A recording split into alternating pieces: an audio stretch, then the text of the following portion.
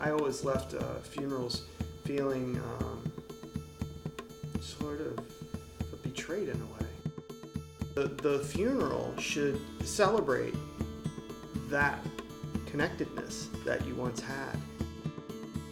For me, it was just all the funerals I'd been to in my life left me thinking there had to be a better way. Green burial demands that you must be involved.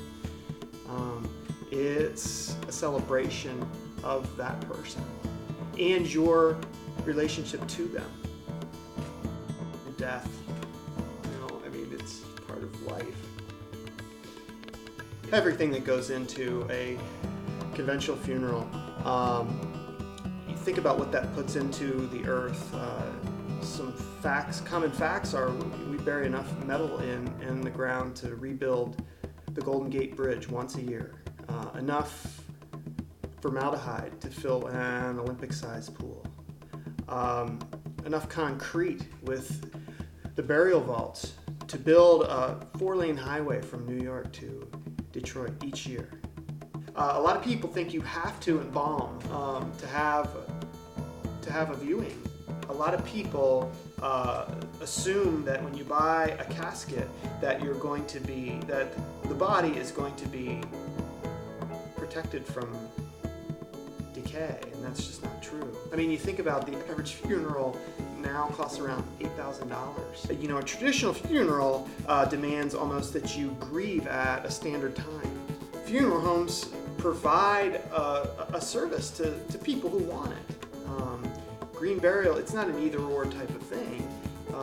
Green burial is just another option. And basically in the book I take the reader, who I assume would be much like myself, who going into it knew nothing about what green burial was, had an idea of what it was about, and then that learning process. Everything from choosing a coffin to an exploration of what it means to have an at-home funeral. I explored what a death midwife is and the work that they do. You're talking about a pine box. You're talking about no embalming. Man does believe they're separate from nature, and the reality is that we're not. And for a lot of people, death is a part of life. Everything in nature dies, including us, and it's one of the many things that links us to the natural world.